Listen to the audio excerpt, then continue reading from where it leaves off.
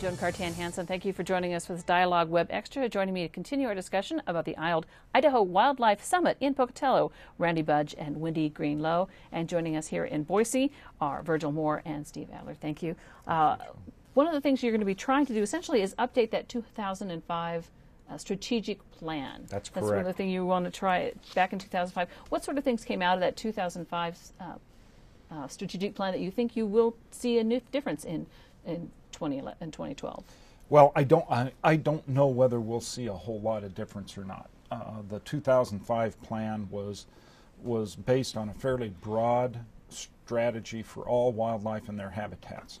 We call that plan the Compass, and it was put in place by the Commission in 2005, and it's a generalized strategic document.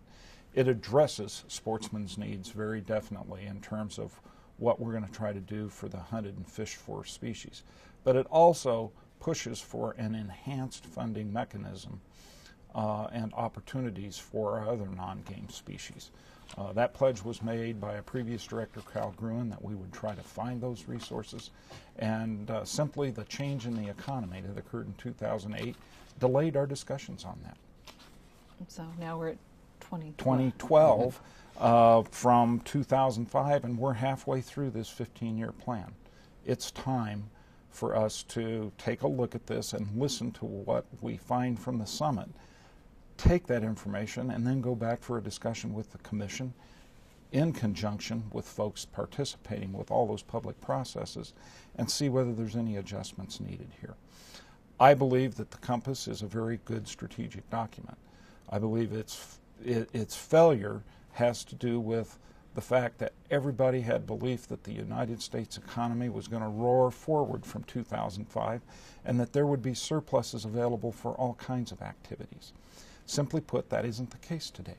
And we're going to have to figure out how to manage in today's economy to still meet as many of these demands as we can. Randy, as a commissioner, has the number of people who hunt and fish has kind of either flattened or in some cases declined, although the anglers have, I understand, have gone up. Right. But has that urbanization, if you'll put it, of Idaho changed the way people view fish and game? Well, that's a hard question, Joan, but I would think to some extent we are approaching 60% urbanization in the state of Idaho, yeah. And certainly folks who live in the city do not have the same attachment to wildlife sometimes, or attachment to the ground that those who generally have a rural background and have grown up in and around wildlife all the time. And I think that's a trend nationwide. As you move towards urbanization, there tends to be less and less interest and support for hunting and fishing and trapping and the like. But having said that, I still think there is a very broad base of enthusiasm for wildlife. Those that like to view, those that like to photograph. As Virgil said, while we're hunting and fishing, we love to see all kinds of wildlife. So I think that is part of the challenge that we have going forward, is how do we continue to develop that enthusiasm, that conservation attitude in light of a growing urban population where the youth particularly have a lot of growing demands and interests on their time that are much different than they were when we grew up, particularly those of us that grew up on a farm or a ranch that did not have TV at all, let alone all of the distraction of the modern media that we have today. And do you have those same concerns about how hunting and fishing is viewed in a more urban? Absolutely, and I have to concur with Randy about our youth. That's really our foundation right now, and it's a challenge. We're competing with the technical world, and every kid's got an iPod, but we're pushing for youth hunting, the sportsman groups. We're raising tens of thousands of pheasants that youth are involved in releasing. Anything to do with the outdoors, we need to get them involved. Wendy, we had a question for you that came via the internet. How will the polling work in real time, and to see that people from Idaho are heard first, as opposed to people who are outside of Idaho? As the World Wide Web, you can get anybody in the world to attend the Idaho Summit.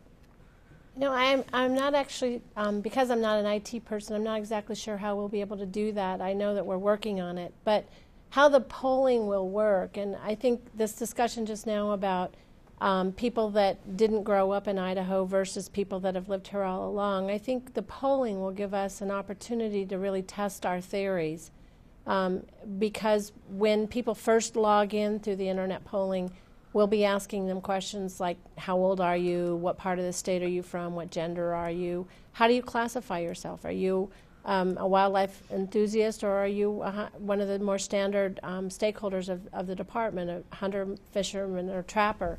At any rate, we'll be then asking questions later on in the program that will get at their basic values. And I think if people are different in the way they see things, that'll be really important information for the department to have. But if people are together on some things, that'll be important information as well. So we're trying to build the polling system so that we can keep those identifying information that people provide and able to tease out who's saying what in response to the various questions.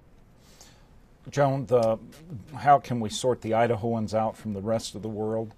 My information technology folks tell me that we'll be able to track their internet protocol address, their IP address, and be able to tell in general where those folks are sending their traffic through. So we'll be able to probably tell even different parts of the state, the northern from the southern part of the state, different states, even different countries within a certain scale. They'll be able to do that. So if we get a whole bunch of folks from New York who decide they want to slam into this thing, we'll likely be able to pick that up. But should someone from outside of Idaho have a say in some of this? Yes, they should. We're not disinviting anybody to this event. Certainly, the wildlife in Idaho is of interest to an awful lot of people from outside of Idaho. And I am interested in hearing what they have to say to see just exactly what the diversity of that thinking is. Certainly, Idahoans are the ones that own this wildlife, and we hold it in trust for them. But the needs of other folks out there, particularly hunters and anglers, I'm really anxious to hear about because they're an important part of our constituency. And we have one more email question from Randy, who would like to know, has Fish and Game considered and is planning for the potential adverse impact to salmon and steelhead being damaged from radiation contamination in the Pacific from Fukushima Daiichi? Do you want me to take that? Yeah. As director of the Department of Fish and Game, at this point in time, I have not heard any information from any of our scientists that we have any concerns about our salmon and steelhead from the radiation released over there. Certainly there may be some information I haven't heard of, but if it was important to the management of our resources, I would have heard about it. And so I don't have concerns at this time. All right.